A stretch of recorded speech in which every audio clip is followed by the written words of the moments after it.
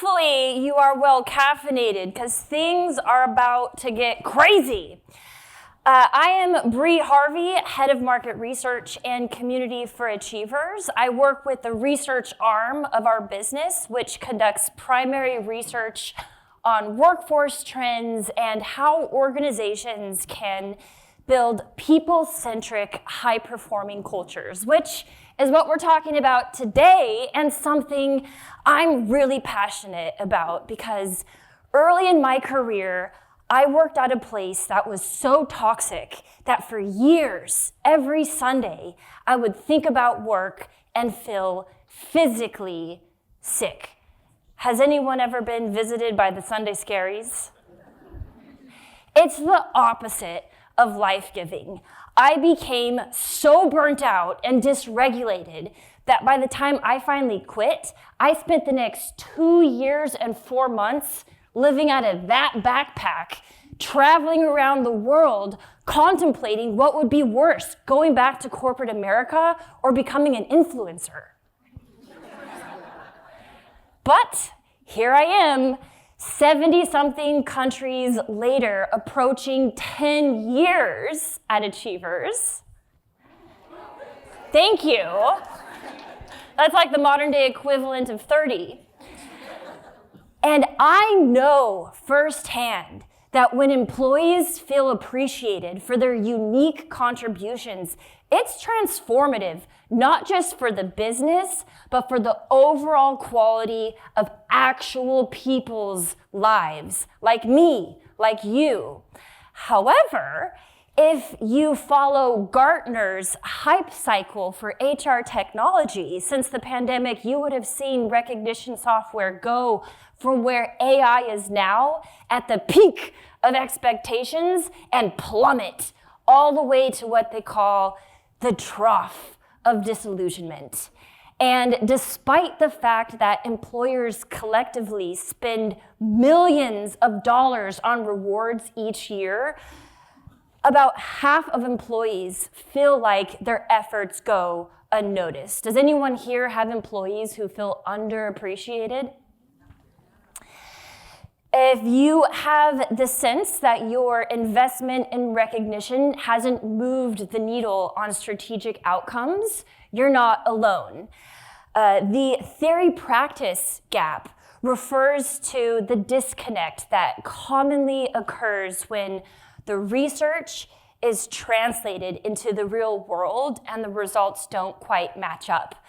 Achievers is intimately familiar with this phenomenon because over the last 2 decades, we've implemented over 600 recognition and reward programs for some of the world's largest, most complex organizations. And we've been able to analyze literally millions of data points to understand what best-in-class programs do differently at different phases of growth. We use a change management framework called Crawl, Walk, Run that acknowledges that shifting the collective mindset and behaviors of a whole group of people is kind of like constructing a building. It doesn't happen overnight. There are a lot of moving parts, but once you get the right people, resources, and alignment in place, the roadmap to success is actually pretty well established. Over the years, we have developed and iterated on a comprehensive playbook of best practices, and we know when organizations are able to execute on all or even most of these, those reliably end up being our most fanatical customers that are the happiest. And conversely, when things fall flat, which sometimes they do, we can pretty much always trace it back to missed opportunities from this list. These themes are also underscored with our research with the Achievers Workforce Institute. In our 2024 State of Recognition report, we dig into the top 5 traits of an effective recognition program. Today, we're gonna double click on 3 of them that we find to be especially relevant to employee performance conversations in this environment where change fatigue and disillusionment are at all-time highs. We're going to start by talking about the importance of strategically measuring success. When a customer is new and recognition is still new and they're in a crawl or walk stage, typically we think about success in terms of program usage, metrics, and employee listening inputs. We're interested in figuring out where there are gaps in appreciation so we know where to focus. However, once a program has reached full maturation and they're running, we'll continue to monitor usage metrics, but we'll start to look for ways to capture how recognition is impacting things that we can tie back to the dollars and cents of the business, whether it be cost savings through improved safety or customer success metrics. We have a lot of examples like this one, which comes from a large retailer we work with, where we found that when managers sent monthly recognition, they had teams with, on average, 40% lower turnover. Now, although this is interesting, it doesn't tell us anything about causation. Like, how do we know that the managers who weren't recognizing don't just have the worst teams, who aren't exhibiting behaviors that deserve recognition? Anytime we can go beyond correlative associations by isolating variables over time, we de-risk recognition being mislabeled as a nice-to-have tool. We have a customer with a large employee population of call center employees in India, and while the rest of the world was talking about quiet quitting, they had a word to describe for when someone left for lunch and never came back. They called it quick quitting. You shouldn't laugh, that's not funny. So we ran a targeted campaign where we encouraged frequent, meaningful recognition of learning milestones and progress, and we saw a 14% increase in new hire retention for that group in the first 7 weeks. One of our most circulated case studies comes from a large telecom customer, and we basically isolated a segment of their customer care reps, and we offered real-time recognition and incredibly small micro bonuses for 2 things. For upsells on insurance policies for customers and for receiving high customer service ratings on calls through Net Promoter Score. Is anyone here familiar with NPS? Great. So basically after the second month, they saw a 90% uptick in upsells and a 17-point increase to customer satisfaction scores, which their own internal team couldn't quite agree on how much money that translated into the business, but it was in the millions of dollars. And interestingly, the control group not involved in the campaign saw a 2-point decrease over the same period. I will say not all of our customers have the infrastructure and resources to be able to capture ROI in terms of performance outcomes, but best-in-class programs continuously look for opportunities to capture program impact in metrics that matter to stakeholders outside of HR. Returning to our pillars of effective recognition, I want to talk about the importance of entering what we call the Goldilocks zone in terms of striking the right balance of high recognition quality and recognition quantity.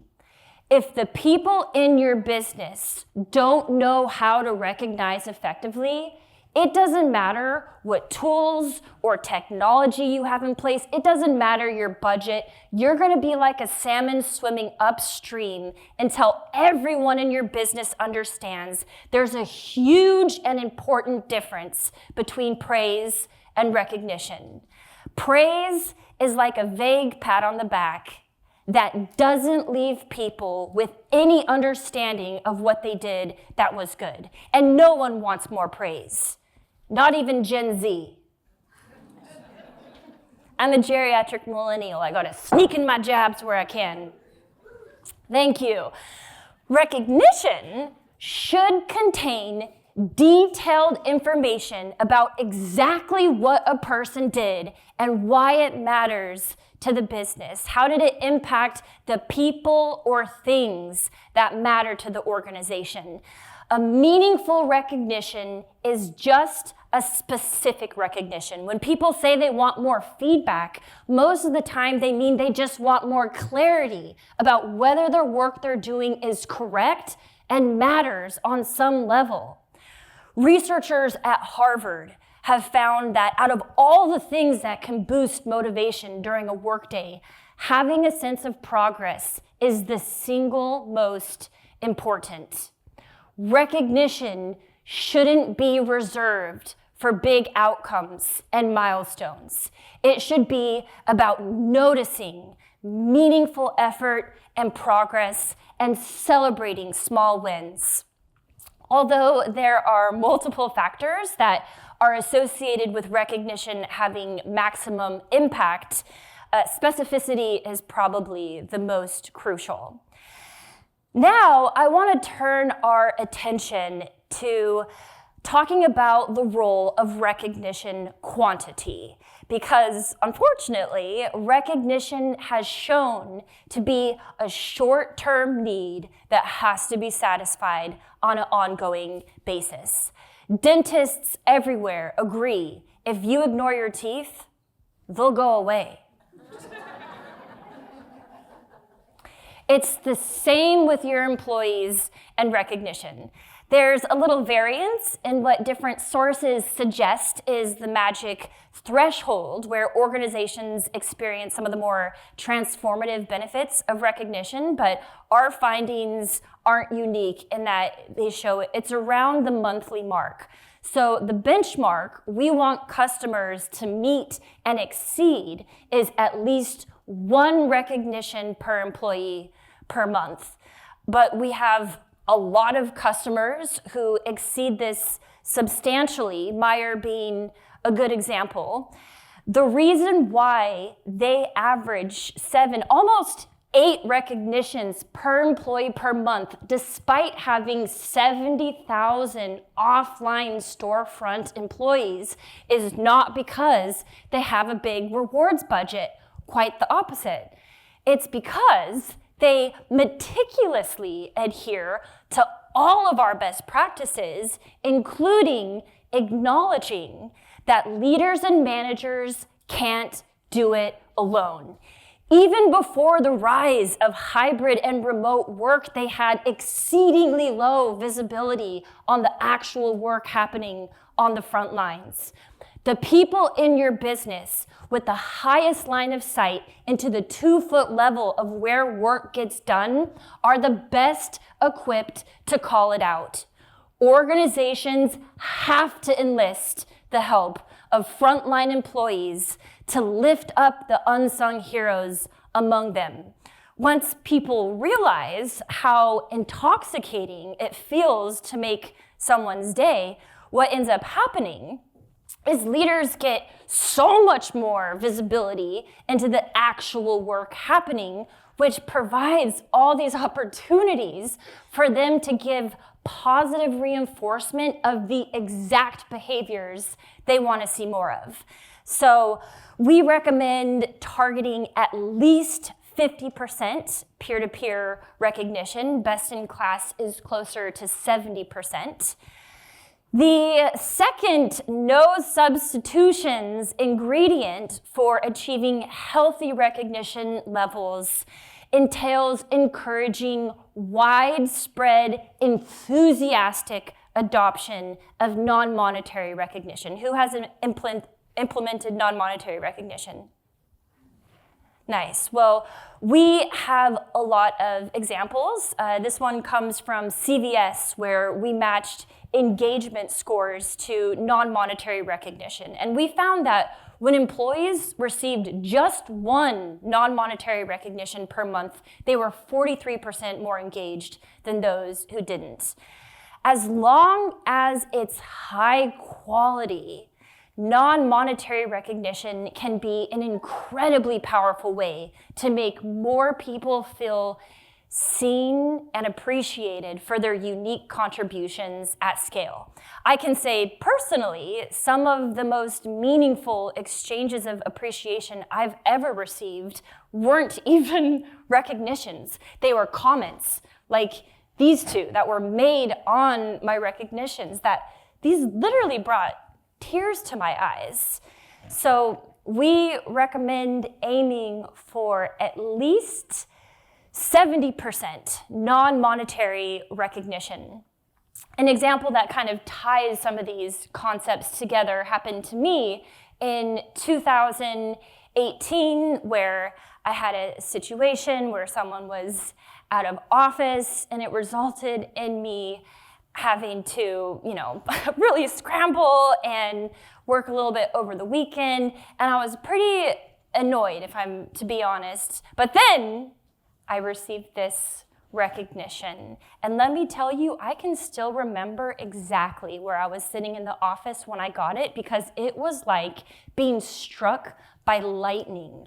Instantaneously, I went from feeling annoyed at myself for not having the best boundaries to feeling absolutely overwhelmed with elation and gratitude for being seen and appreciated. What made this recognition so memorable wasn't just that it was spectacularly detailed. It was because numerous people I care about took time to write these heartwarming comments on it.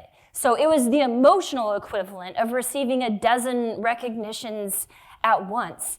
It was like a digital love bomb. My dopamine centers were lit. I was like an aspiring influencer going viral for the first time.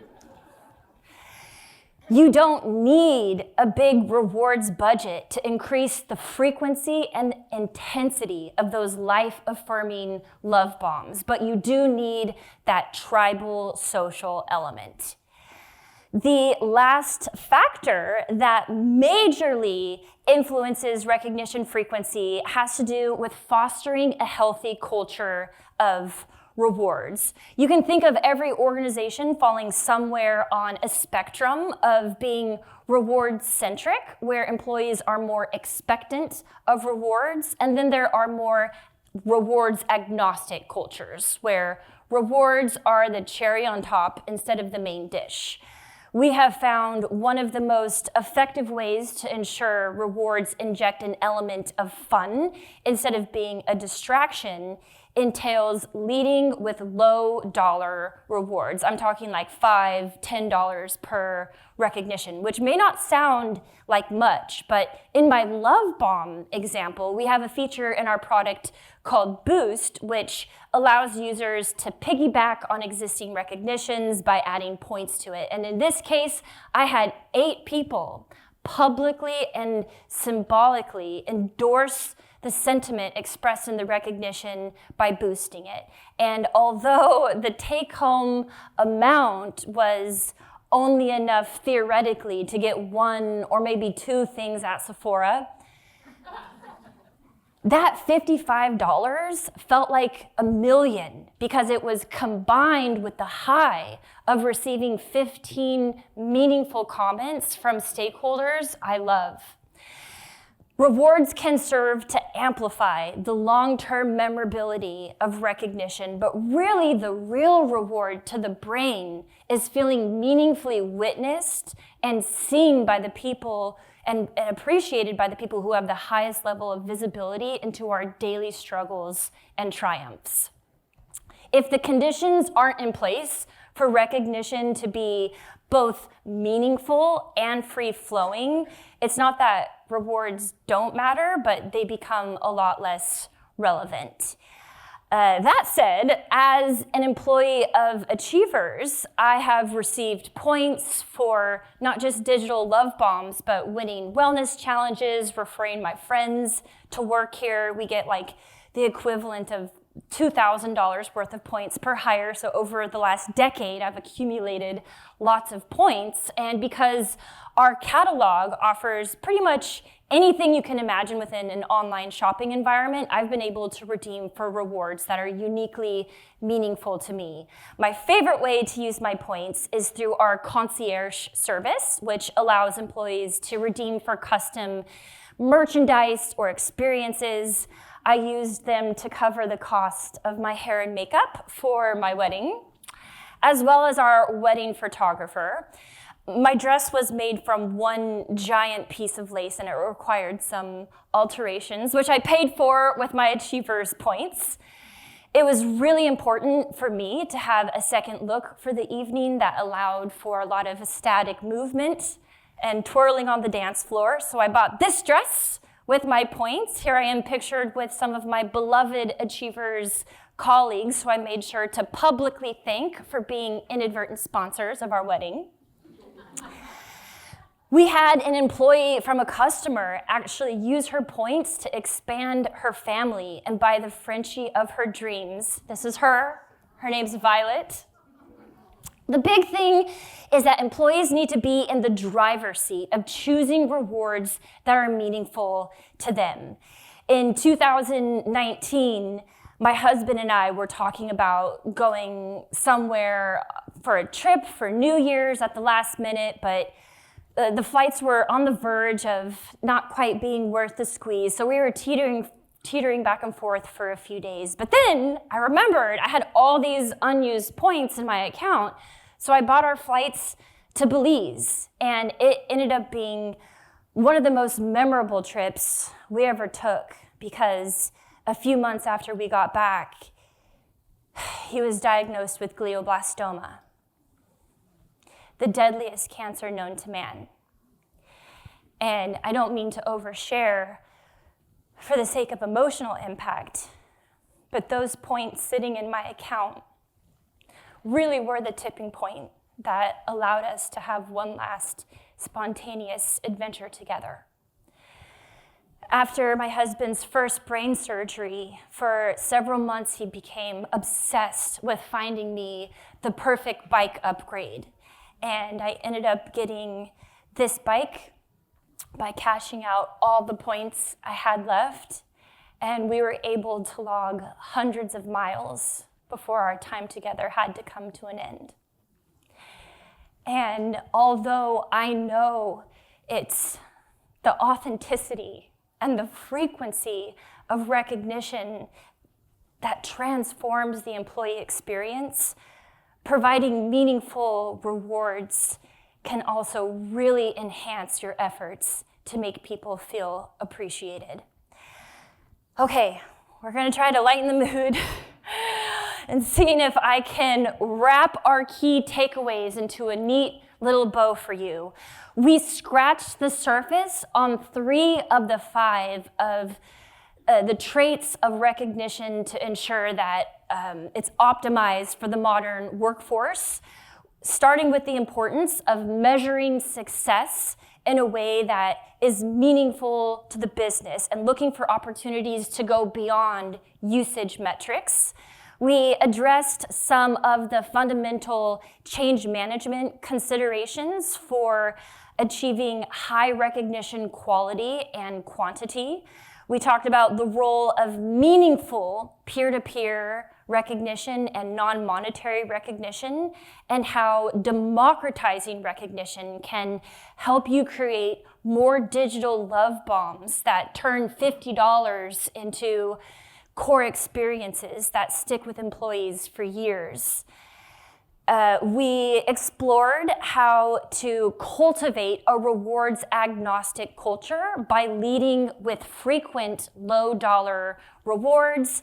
And finally, we discussed how personalized rewards at scale can enhance the emotional impact of recognition. One thing I hope that was made clear is that although recognition is just one tool in your toolbox, how you use a tool or HR technology is so much more important than what you use, and recognition is no exception. You don't need to buy Achievers to apply anything that I've talked about today, but you do need to acknowledge that mislabeling recognition as a nice to have instead of a must have is enormously costly to employee well-being and the bottom line. If you want to learn more about the 5 traits of an effective recognition program, feel free to scan this QR code for a copy of our slides today, as well as the report and some follow-up resources. Please come talk to me and my beautiful colleagues in the purple Letterman jackets. We would love to know what this brought up for you. I'll be here all day. Please connect with me on LinkedIn. I would love to know your feedback. It means the world to me. I host a lot of fun virtual events and webinars. And lastly, I would like to thank each and every one of you for listening to me and for showing up and taking time out of your days to be here to learn about how you can inject more humanity into your employee experience. So thank you so much.